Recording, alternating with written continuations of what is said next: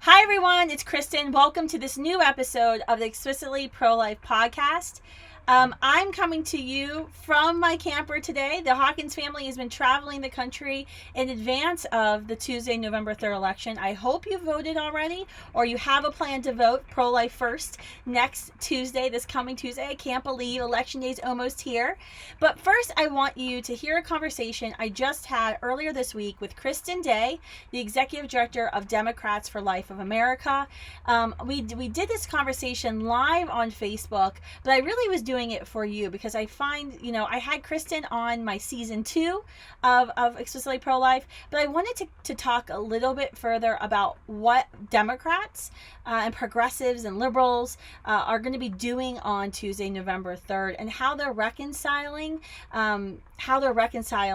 their support for progressive policies with candidates who say that they're progressive and liberal, but then advocate for killing the most vulnerable amongst us. So I hope you'll get a lot out of this conversation. It was not a debate. It was a conversation. So we asked Kristen some questions. I had David Cordaro, our communications director at Students for Life, moderate discussion. He asked questions of both Kristen and I. We were internally calling it the clash of the Kristens, but there's no clash. But I hope you'll get to hear her thoughts, her perspective, and then you will hear mine, which will be a little bit different. So enjoy.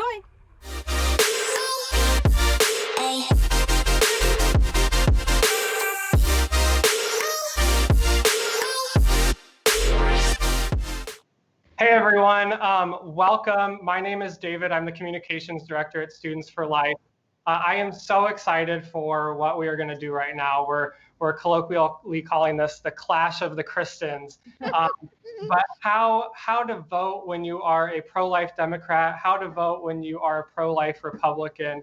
And here with us, we have Kristen Hawkins, president of Students for Life Action, and Kristen Day, who's the president of Democrats for Life of America.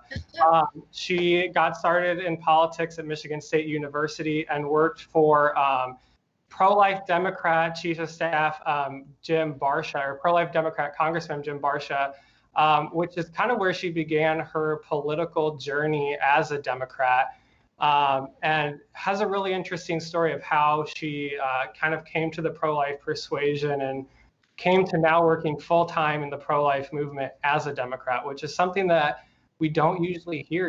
Republicans are typically the norm when you consider pro-lifers. And when someone that's not pro-life thinks of a pro-life person, they think of an old white man, which we know is totally false. So I'm so thrilled to be joined by two powerful ladies today. So welcome, Kristen and Kristen.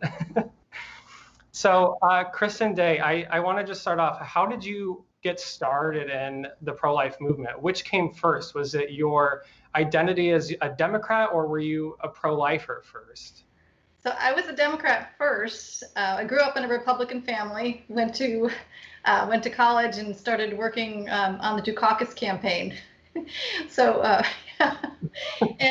and from there, I just continued to be involved in the Democratic politics. I did an internship in the state capital of Michigan, went to Washington and did an internship there. And when I graduated, I went to Capitol Hill to work for Democrats.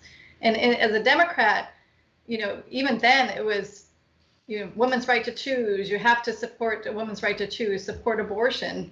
And I had always been pro-life. So I was one of those personally pro-life people who just accepted the Democratic policies that you have to kill your baby to be a Democrat.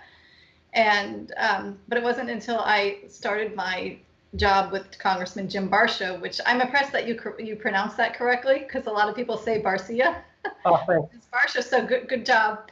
But when I went to his office as the new person in the office, everyone, you get all the bad issues that nobody else wants to handle.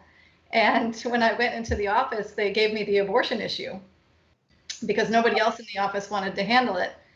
And which ended up being, I was working for a pro-life Democrat. And it was that moment that I realized that, you don't have to be just personally pro-life, you can be a pro-life Democrat. And I ended up working for him. He became the co-chair of the pro-life caucus. We worked very closely with Chris Smith and really trying to make sure that the Democrats would vote the right way when these important issues came up. And that brought me to, Democrats for Life when I left Capitol Hill. So it was a really interesting turn of events. I started off as a pro-choice Democrat and ended up now leading this organization and supporting pro-life Democrats all around the country. And that's fascinating. So you didn't realize that, or did you realize that he was pro-life when you went to work for him, or did you realize that there was that discrepancy there between your beliefs and his beliefs? Well, ironically, we had the same beliefs. Oh, right, yes. And then it was, I think as a Democrat, you just assume everybody supports abortion. And so at that time, we had a lot more pro-life Democrats. So I knew that he was a pro-life Democrat, but it just really didn't hit me hard until I was the one now drafting letters and researching the issues and, telling him how to, recommending how he should vote. And you brought up a really interesting point. You said at that time there were a lot more pro-life Democrats. So what happened to the Democratic Party? Yeah, what the hell happened to those Democrats? How did we get to this? Well, I want to know. How did we get to this? I blame, I think Obamacare is what happened. That really killed the pro-life Democrats because everybody was mad at us. We had, the Democrats were mad at us because they thought we were trying to kill Obamacare, and the pro-life movement was mad at us because we supported Obamacare. I'm still pretty mad that you all supported Obamacare. I know there were people who didn't talk to me for years after that. And so I think we've repaired most of those relationships. But yes, so I think that was just a moment where, nobody really cared about the pro-life Democrats at all within the party or in the pro-life movement. So, anybody that's a pro-life Democrat legislator today really believes in the pro-life issue, because you don't make any friends by being a pro-life Democrat, because your own party doesn't really like you, and the pro-life movement is really focused on supporting Republicans. So it's really a tough position to hold, which is why we feel like it's so important for us to go out there and support these candidates who are true to their values. And we're trying to find more of them. I'm looking for unapologetic pro-life Democrats. Is what I coined that phrase with this great woman in Grand Rapids, Michigan, Monica Sparks, who is a city councilwoman there. And she spoke at our conference in Michigan, and she just said, I just went into the Democratic Party and I said, I'm pro-life and you're just going to have to accept it. Mm-hmm. And they do. They accept her because, you just have to put it out there in front and just say, this is who I am. We agree on 99% of the issues, and you just have to accept that I'm going to vote to protect babies in the womb. And so we're looking for more candidates like that. That's amazing. Okay, so I have a question. Let's jump right into this. So how does a pro-life Democrat vote, especially in an election like this? Do you have an affiliation to your Democratic Party or your pro-life beliefs first? And which one should you hold in higher regard? Yeah. And I'm going to ask you that, Kristen Day, and then I'm going to go to Kristen and hear what she has to think, what her opinions are on that. Yeah. It's so difficult, especially this election cycle, to be a pro-life Democrat. Our organization, Democrats for Life, does not endorse any candidate who is not pro-life and Democrat. So neither of the presidential candidates meet our position, meet our criteria for being a pro-life Democrat. So we have not endorsed in the presidential race. And we are receiving a lot of calls and people really struggling with, what do we do this election cycle? So people are doing different things. But what we are focusing on as pro-life Democrats is, again, looking for these unapologetic pro-life Democrats. We've endorsed 120 pro-life Democrats around the country, and it's just exciting to see all these candidates who are boldly coming out and saying, I'm running as a pro-life Democrat. So we're encouraging our people to go out, vote for these candidates, support these candidates, do everything you can to build up the pro-life Democrat voice within the party. We're also working on ballot initiatives in Colorado and Louisiana, because we are pro-life. We are pro-life Democrats, and we want the pro-life issue to be successful. And we feel like these are ways that we can make a difference and this in Colorado and Louisiana and all the places that pro-life Democrats are running. I think that's awesome. I saw your all's list. Being from West Virginia, I actually had the privilege of voting for pro-life Democrats before. Now they're not so much. Joe Manchin used to be pro-life, but not really so much. Now they got to Washington. I think that's awesome. And I know at Students for Life Action, we worked with you guys at Democrats for Life this spring with Dan Lipinski, Congressman Lipinski's primary, which he lost because he was a pro-life Democrat, one of the few remaining U.S. congressmen to be pro-life who was primaried by his own party and heavily primaried. And I know there were a couple of races this spring in May in New Mexico. There was a primary in Arizona, the same thing in August in a primary where I think we were able, and Students for Life Action students were able to go out and campaign on behalf of pro-life Democrats. Sadly, both of those candidates lost in their primary challenge. So it's definitely going to be an uphill fight. I think where you're seeing, I guess for the folks at home, Kristen, are most of these endorsements that you've made, they've been at the state legislative levels? Yes, so this year we just kicked off Run Pro-Life, which we are looking for pro-life Democrats to run. And we're also expanding our search to find the candidates on local level, state level, every level of government to see, to find these Democrats and let them know that we have their back, like that they can be pro-life, they can run as a Democrat, and they can continue to vote pro-life once elected, because that's the biggest challenge. Once they get there, they think that they feel pressure to change their position. So I was saying to David earlier, we have a great race in Tennessee. I was just in Memphis this last weekend with the wonderful, incredible Representative John DeBerry, and can't say enough nice things about him. But so he is a pro-life Democrat, been pro-life 8 terms in the state house there.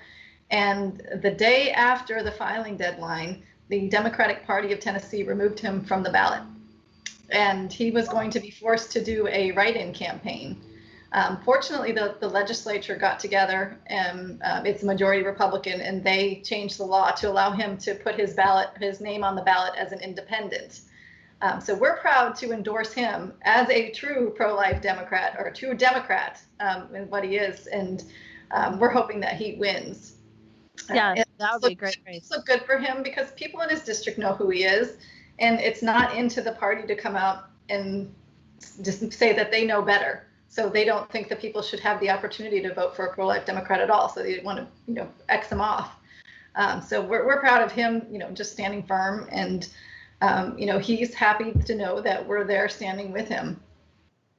So what are you telling people when they're asking how to vote for the presidential race? What's the recommendation that Democrats for Life is giving people? No, unfortunately, we can't give a recommendation because we are not endorsing either man. Neither one of them meet our criteria, and so we cannot take a position in the race. Especially with, unfortunately, Joe Biden really changed a lot, and, to change the platform to say that we want to overturn Hyde and allow public funding of abortion and codify Roe. That's pretty extreme for the Democratic Party to go that far. So we are, I tell you, I have seen unprecedented growth at Democrats for Life. People are coming out of the woodwork to come and help us, and they're organizing. And we have so many new programs that we're lifting off. The Run Pro Life, we have a student group that's organizing, trying to get young pro-life Democrats organized. And so I think for us, it's, I was thinking back to this and just what happened this year. And I have a lot of people to thank. I feel like I should make a speech about like some sort of, a Golden Globe speech, who I should thank. But I think it started with Pete Buttigieg. He went in Des Moines, Iowa in January. He basically told me that there was no room in the party for someone like me. And that was a moment in time that just kicked off, people were like, wait, what did he just say? I can't believe he just said that to her. And that just kicked off the momentum of this year. And then I think Dan Lipinski, so grateful to him for just a man of principle and standing up for what he believes, even though it meant losing his seat, and not backing down. And I think both President Trump and Vice President Biden helped with our momentum, and pro-life Democrats really coming to say enough. We're tired of being taken for granted. We're tired of people not listening to us, and we've just seen this tremendous growth. I'm very excited about the future, our voice, and our impact. 2021. So Kristen Hawkins, I have a question for you. Kristen Day brought up a point about Obamacare and how Obamacare was kind of the issue that shifted everyone to exclude pro-lifers from the Democratic Party. Recently, with all the confirmation hearings for Amy Coney Barrett, we heard over and over again that Obamacare was an issue and people were losing their health care, and she's stripping away rights of millions of people. How, now that she is Justice Amy Coney Barrett, how do we react now that the Supreme Court was kind of a big voting issue for Republicans? In 2016, Republicans voted, or even mushy people voted for Donald Trump because of the Supreme Court, and it worked out well because they got 3 solid Supreme Court justices nominated to the bench. So why do we still vote pro-life first? Like, who do we vote for now that he's fulfilled that promise? Absolutely. I think when someone tells you, I don't know how I'm going to vote in the presidential race, I think you say Amy Coney Barrett. That's who, think about that elections truly do have consequences. And I will be the first person to admit, in 2016, I had not a lot of faith that President Donald Trump, if he were elected president, was actually going to govern as a pro-life president, that he was going to uphold any promises that he had made. I ended up voting for the president in 2016, and I wrote an op-ed about that pretty close to Election Day. And I said, look, even if he does nothing, it'll still be better than the absolute certainty that I know that we would have with the President Hillary Clinton and her abortion extremism, and how closely she was tied. Cecile Richards, the then president of Planned Parenthood's daughter, was working for Hillary Clinton's campaign. I mean, they were linked. And so I think I and many people have been pleasantly surprised that President Trump, regardless of whether or not, people will still argue like he's not personally pro-life. That's not for me to decide. What I do know is he has governed as an anti-abortion president, and we have now 215 judges, 3 Supreme Court justices who are pro-life, and that's going to completely reshape the future and the trajectory of the pro-life movement, because as we all know, the pro-abortion movement is a movement of extremism. They can't pass what they really want to do because people, regardless of how they call themselves pro-life or pro-choice, no one really likes abortion. And so they use judges and they use, judicial activists to overturn the will of the people time and time and time again. And so this is going to be huge. So I think when you think about who you're going to be voting for on Tuesday, if you haven't voted yet, if you're like me and don't trust them not to steal the election, I'll be voting in person in PA. Then if nothing else, you have to think about the judges. And I think that's why at Students for Life and Students for Life Action, we've been talking about voting pro-life first. Not to say that there's not many issues that we all care about, and we all can actually take diverse opinions about how to reach different and meet different challenges that we face in our society, but we all should agree that this injustice of abortion should end. And so we saw with Obamacare, coming back up in the Justice Barrett confirmation hearings, almost as if and no one is campaigning on taking away health care for those who need health care. No one, that's not, I think, a very attractive thing for any candidate to be advocating for. I think there are serious problems with Obamacare, and there are problems that lead to socialized medicine, healthcare rationing. But I don't know. I was kind of surprised to see how big the left was making Obamacare when we were talking about the confirmation hearings, because I was like, I don't hear anybody arguing that people who have pre-existing conditions shouldn't have healthcare. No one is arguing that.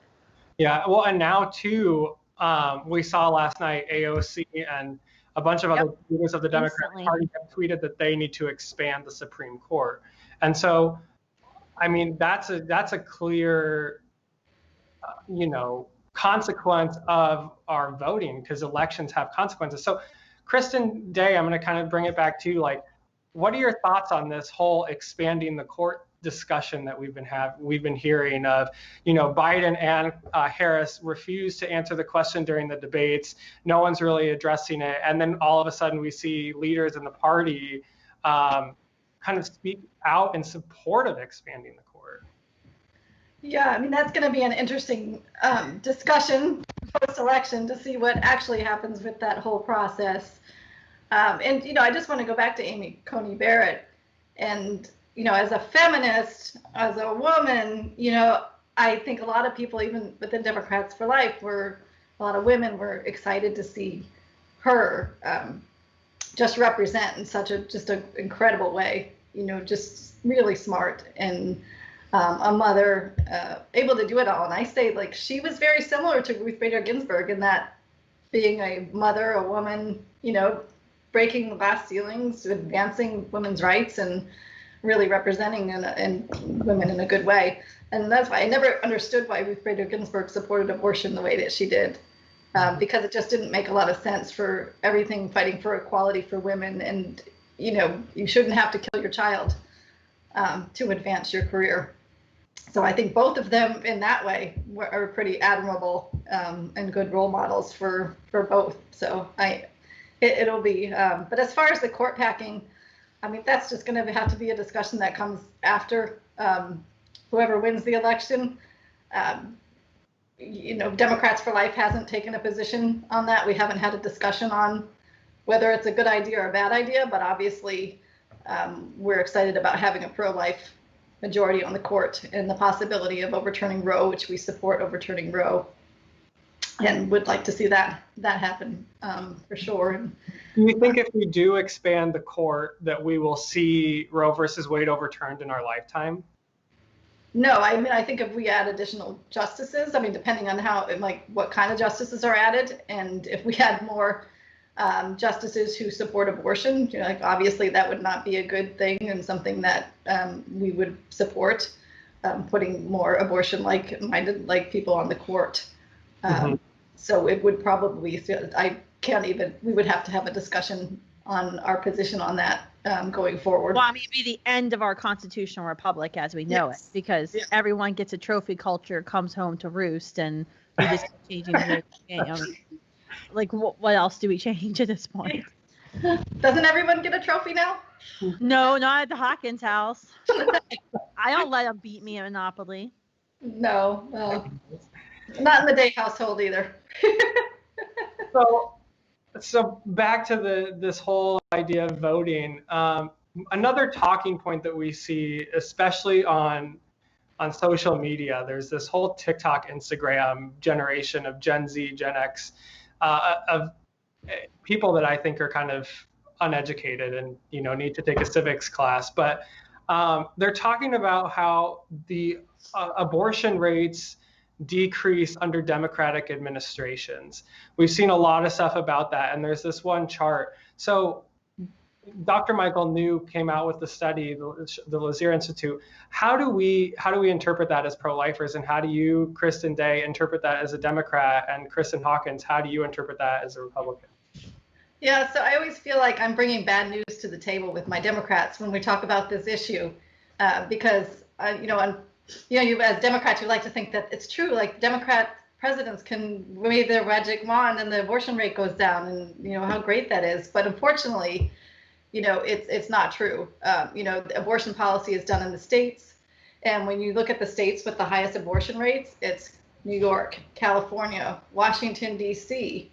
So tell me, why, if the Democratic president can lower the abortion rate so much, why can't the Democratic states like California, with this huge, they have such generous social packages to support people, health care and, a lot of benefits to support, people who need assistance. So why is the abortion rate so high there? Why is the abortion rate so high in New York? They have an unlimited abortion fund. So I think we have to look at this question a little more seriously, instead of just saying that a Democratic president can wave the magic wand and make the abortion rate go down, because it's simply not, it doesn't back up. I mean, you can look at the charts and say, well, it went a little bit down more under Obama, but you have to look at why, and look at where the highest abortion rates are.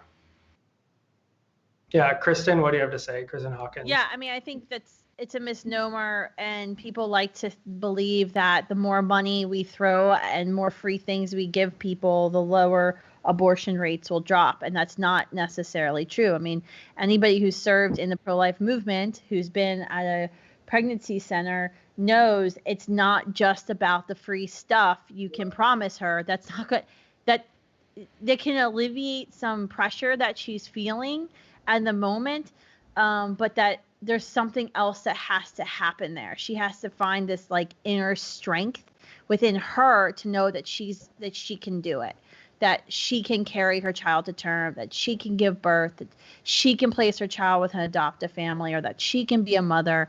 And then you go and find these, social welfare programs or the community support systems that are needed to make that possible. That's kind of like a secondary thing, but it's something that gets thrown into our faces all the time. But if you look at Dr. Michael New's research, I mean, we have a 50% decline in abortion since, 1980. The abortion rates have steadily dropped across into our entire country. But you're right, Kristen, what Kristen just said is correct. Nothing gets done in Washington, D.C., in case anyone's been living under a rock. Like, abortion policies, abortion laws get passed on the state level. This is why we actually founded Students for Life Action. That's why we've been focusing on state legislative races, because no one ever pays attention to these races. But yet this is where abortion policy is made. And so you've got to look at what's been happening in the states. And I think you really, especially like if you look at the Bill Clinton and the Barack Obama abortion ratio numbers, and people say, look at these declines. Well, look what was happening in the states, because when you have a Democrat president, people kind of like instinctively know, okay, I can't rely on Washington, D.C. to do what I've been saying I want them to do. I have to go back and do it in my hometown. I have to do it in my state legislature. And we see that every time there's a Democrat president, that you see an increase in pro-life legislation. And especially in the 90s, you had, the kind of the invention of like the pro-life incremental legislation, the partial birth abortion restriction, which Ruth Bader Ginsburg wrote a horrendous dissent against that 2007 partial birth abortion case, and they finally outlawed that. So I think that's a misnomer, and I think people just need to be correcting it. Like, no, abortion's been on the decline since the 1980s, and you have to look at what's been going on in the states in that time period. Yeah, I think one of the big things that's important to look at is that with that California number, like California stopped reporting to the CDC in 1997. Absolutely. So of course these numbers are going to go down. When you have the biggest abortion market and they suddenly stop reporting, of course you're going to see a huge decline in the numbers. Mm-hmm. And I know there are other states that don't report. California and New York, the two biggest abortion states, aren't reporting their numbers to the CDC. That's actually insane. Like, we don't have a national abortion reporting law. So like, if we actually want good data, or like when I'm looking up scientific studies on PubMed.gov, I always look for international studies on abortion, because I look for research studies that are done in countries where abortion is non-controversial, because here we don't actually have good data on abortion. It's unbelievable that we don't have a national abortion reporting law. We rely on the Guttmacher Institute to give us all our abortion data. So yeah, we literally have to rely on the abortion industry to tell us what they're doing, and they get to report on their own numbers. Like, it doesn't make sense. And Kristen, exactly what you said, California, anybody can walk into the state of California, regardless of whether or not they're a legal citizen or not, and get a plethora of free things from the taxpayers of California, which is bankrupting the state. And that's why all of the people who are making jobs are leaving the state of California. That's why we need to build a wall around California and keep them in there so they stop exporting their bad policies to Texas and Arizona and Montana that we had to door knock this weekend. I'm a little bitter about that. But like, it's crazy, because they have all of these things, everything that everyone says that a woman needs, but yet the abortion rate is still through the roof. So But it tells you there's something else going on. can I go back to what you said earlier about a pregnant woman needing the support? Like, you can't just give them something and say, go have your baby. Yeah. Like, the support is so important, and that's what California is doing wrong. I mean, they're trying to shut down pregnancy centers and trying to make them say that they don't help and don't go to these pregnancy centers, which are so supportive and lovely. You know, they provide clothing, job training, and that's what women need too. They need Kathy Delkemper, who was a former Democratic Congresswoman. She was a single mother without health care and had her baby, but it was the support that helped her, have her baby and be able to keep her baby and get, find a job and care for her family. And that the social support from, the state government actually helped her lift her up. And so California has that support there, but they don't provide the support of people. Like, it takes a village of people to, in these pregnancy centers, provide that for the women to make sure that they do have somebody walking hand in hand with them, and just providing a shoulder, and somebody to walk with them in this journey. And it's a real shame that California wants to shut all these wonderful places down. So I'm going to kind of bring it back to a more basic idea and taking it a little bit outside of the context of voting. But how do you respond to the idea that Trump isn't actually pro-life? We've seen so much about this, especially from the Democratic Party, that Trump isn't pro-life. And I think the term itself, pro-life, has become so muddied, and people don't really know what it means, where it started as anti-abortion and euthanasia, and now it's started picking up other things. And Kristen Day, your organization, posted a graphic that says pro-life means all these things. And then we saw a couple weeks after that, there was a Democrat who called himself pro-life, even though his voting record is 100% pro-abortion. So how do we work with that term and move forward in messaging of brand? Do we continue using pro-life? Do we start saying consistent life or whole life, or what do we do? Because we're not going to win everybody over. Yeah, no, that's a big problem. And I think you see my sign back here, pro-life for the whole life. And that's what we call ourselves as pro-life Democrats, pro-life for the whole life. And I think pro-life generally in the term means anti-abortion, same thing. And we as Democrats extend that to child care, prenatal health care, job accommodations for pregnant women. And because we kind of expand that, the whole life definition, so pro-life for the whole life.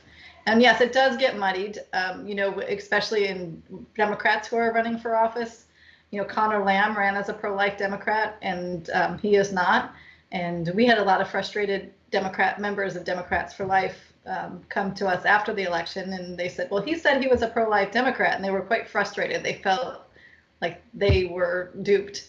And so, yeah, I think as our organization, with our Run Pro-Life initiative, we are really going to strongly vet candidates. We started it this year, but we want to, again, in 2021, really look at these candidates and really explain to them, these Democratic candidates in particular, of what it means to be pro-life for the whole life. And we have a scorecard, and we will be really holding people to the fire. If they can't run as a pro-life Democrat unless they're going to vote the way that they said they're going to vote. So we want to really start pushing harder and, finding, again, these unapologetic pro-life Democrats who are bold and courageous, like Dan Lipinski. I mean, Senator Jackson from Louisiana, is just exceptional. We need more people like them who will really pave this new way for what it means to be pro-life, and pro-life for the whole life Democrat. So would you consider Obamacare to be a pro-life issue? I mean, a lot of times we hear that is, especially with the Amy Coney Barrett hearings, we heard that it's not a pro-life, or she's not pro-life, she doesn't support Obamacare. Yeah, we consider it a whole life issue, pro-life for the whole life. It's part of our whole life. We've had, I'm sure you probably did too, we had friends whose lives were saved by Obamacare. one of our former board members, he lost his job and his cancer came back, and he was able to get life-saving care. So we considered that a whole life issue. And that's who we are. I mean, we're different from, we are, part of the pro-life movement, but we are different. We are Democrats. But, I think as pro-life Democrats, we need to work with the pro-life movement on all the issues that we do agree with. And again, as Democrats, we need to work with our own party on the issues that we do agree with over there. So, I mean, we walk this very fine line of, we want unity all around. We want to work with everybody on the issues we agree with. And, because as I said earlier, we're working in Colorado with Republicans in Colorado to pass Prop 115. We're working with, Democrats and Republicans in Louisiana to pass Katrina's great Love Life Amendment. So we just want to work for pro-life, whole life issues with everybody and anybody who will work with us. That's great. Kristen, same question for you. How do you respond to the term Trump isn't actually pro-life?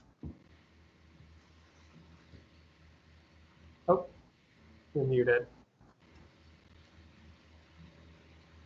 Someone muted me. How did that happen? Donald Trump is pro-life. He is the anti-abortion candidate.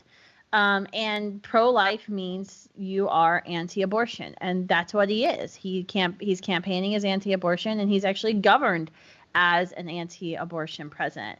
I think what's concerning, and where I disagree with Democrats for Life and some of the things Kristen's been saying, but respectfully, is on this whole life thing. And how do we couch pro-life? I think we all acknowledge that there is a branding problem with the word pro-life. That when people hear the word pro-life, they think old white religious man who wants to yell at women, keep women barefoot and pregnant in the kitchen. Like that's the media narrative that has been created about who pro-lifers are. That's why we're so intentional all the time when we're in front of the Supreme Court, no matter what we're doing, of what kind of narrative we're creating, because we need to show people who pro-lifers really are. But I think there's this view that, well, in order to get people to like us, let's just expand what pro-life is, and pro-life should be 20 different things. And I think that's a problem. You brought that up earlier when you say that pro-life means 20 or 30 different things. It actually narrows your tent and the amount of people who will actually be able to join you, because it's going to be hard to find people who agree with you with all 20 principles or policy positions that you take. To go back to your Obamacare issue, no, I do not think Obamacare is a pro-life piece of legislation. Obamacare is the single greatest expansion of abortion we've ever seen in this country, taxpayer-funded abortion. We still have the lawsuits going. The poor little sisters of the poor, the nuns, are still being told they have to pay for abortion causing contraception.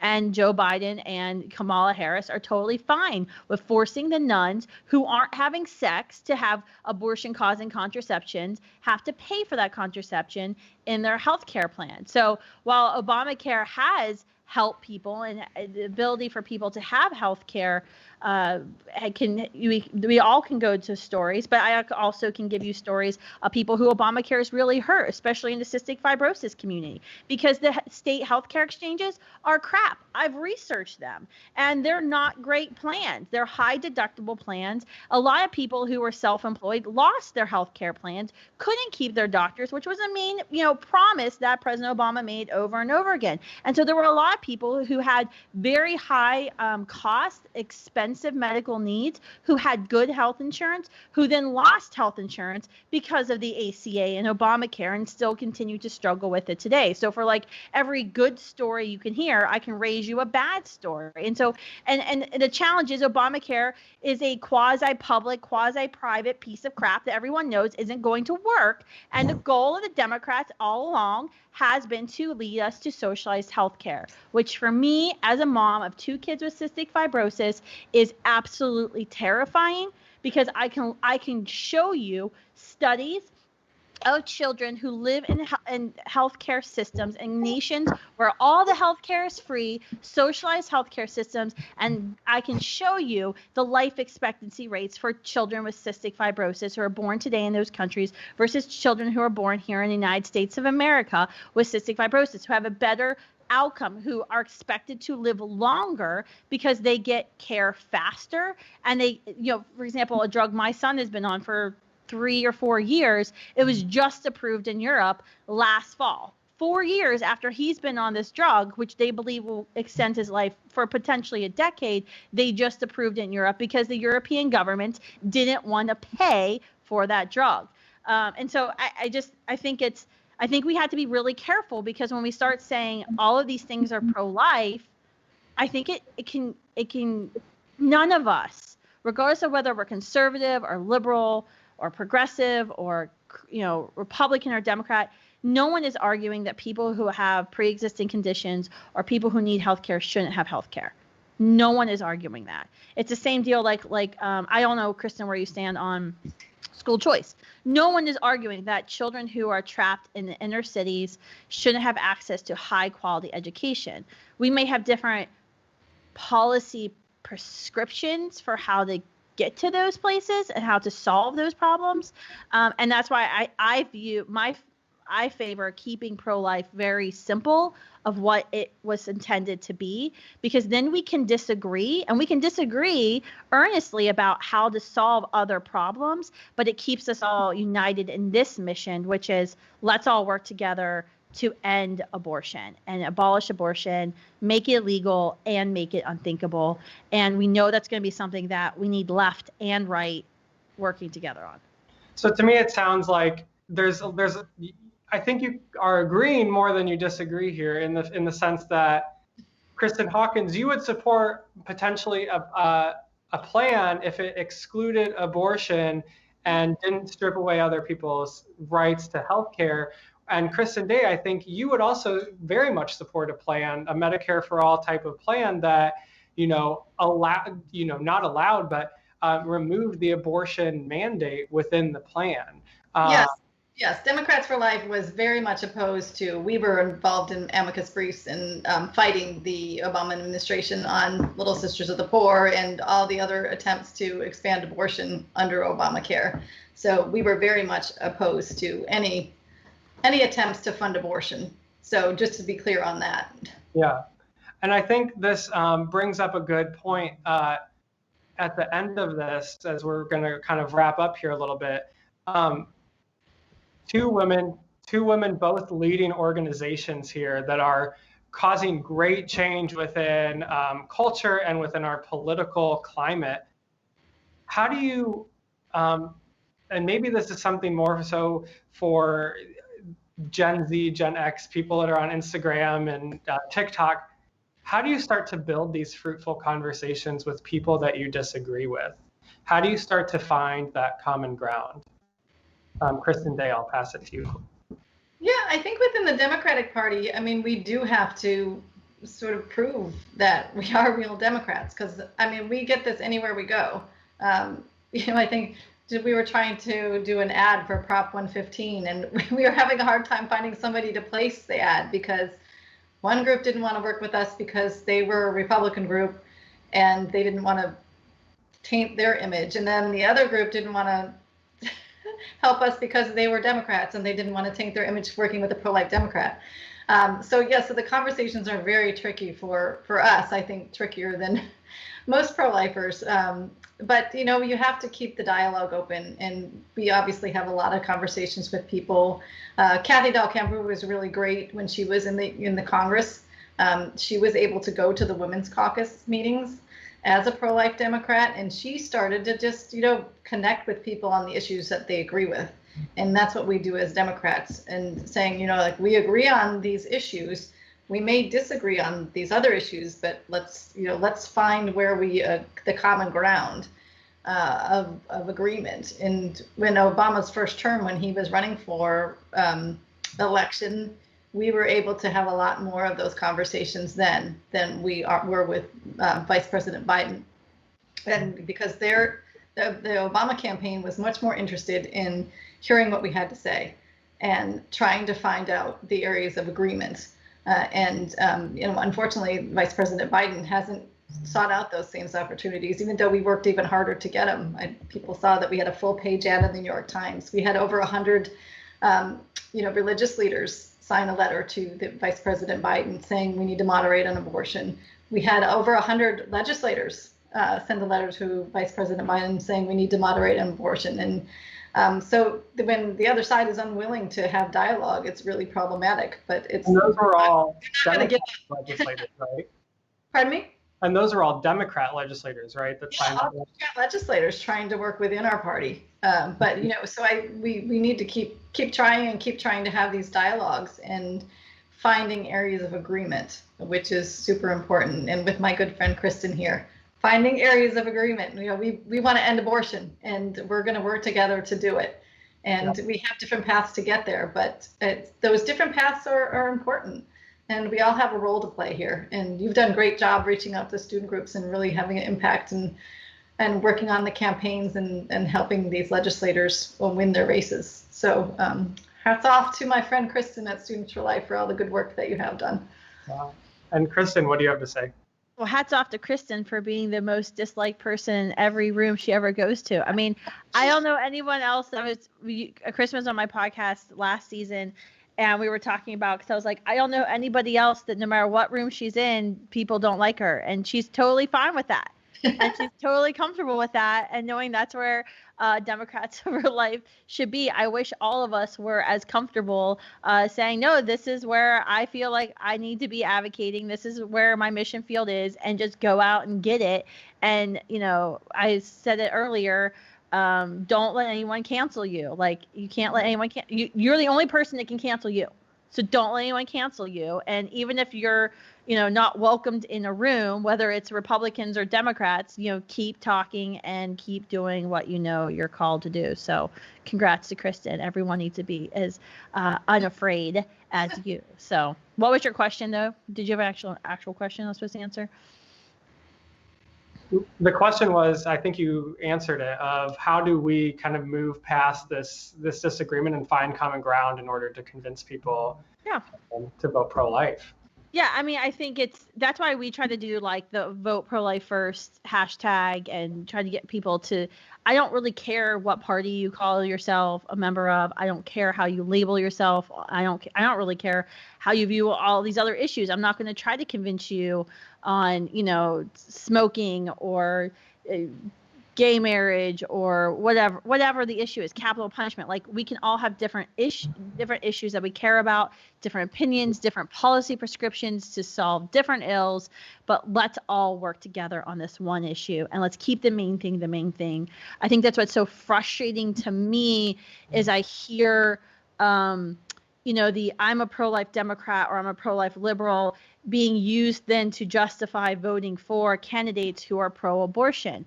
And that's wrong, because if you believe, like I do, and as Kristen does, that abortion is this injustice that happens 2,300 times a day, this act of violence that ends a unique, whole, living human being, how can you then go and justify voting for people and say, well, I'm going to vote for this person in spite of the fact, because nobody would, like, we wouldn't do that with any other issue. Like, I think it's just falling into the trap, because none of us would say, oh, well, I really like where this candidate stands, but he also, supports abusing toddlers being abused. Like, no one would be okay with that, and no one would like say that's okay. But then when it comes to abortion, but you can replace a fetus, replace infant, replace preborn child with another marginalized group, and then see if you're okay with still voting for that person.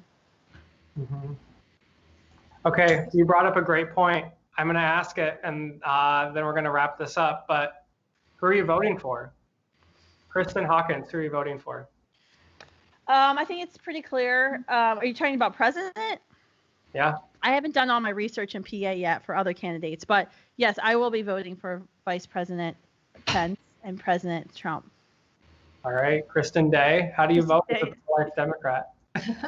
As a pro-life Democrat, you have to go in and make the best decision you can. I mean, because neither candidate meets our criteria, so you just have to go in and do your best. I think, we did a poll early on, and it was split. Some people are voting for Biden, some people are voting for Trump, some people are writing in. Actually, somebody wrote in me, so There I you have go. Kristen Day for president.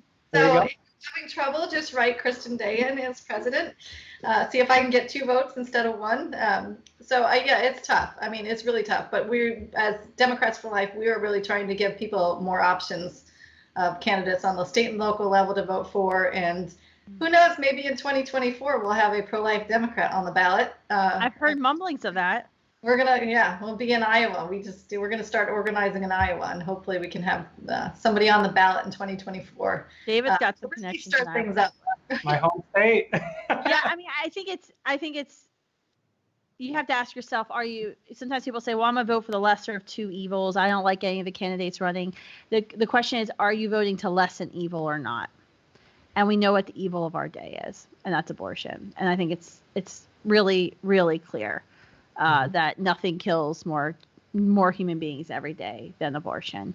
And, I've seen all kinds of things, David, like, I don't like President Trump, or I don't like this candidate because of what, their tweets, or how the future of the party or the movement will be after President Trump is president. And I think the question is, who is going to help us end abortion faster? Who's going to save more lives?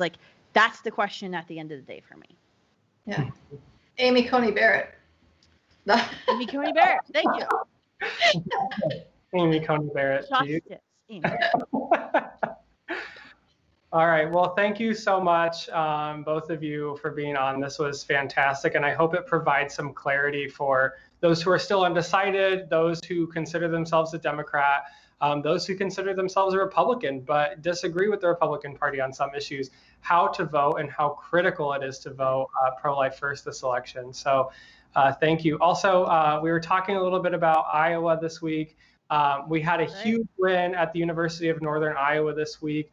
The student group, Students for Life group, was denied by the student organization board and the student government, and we're actually labeled as a hate group by the campus. And we worked with our friends at Alliance Defending Freedom and got that turned around pretty quickly. And in a statement from the president, he said, "This was an opportunity to better understand the breadth and depth of the First Amendment to the Constitution of the United States." So we're happy to help educate him on that. So cool. Thank you so much, ladies. Have a good night.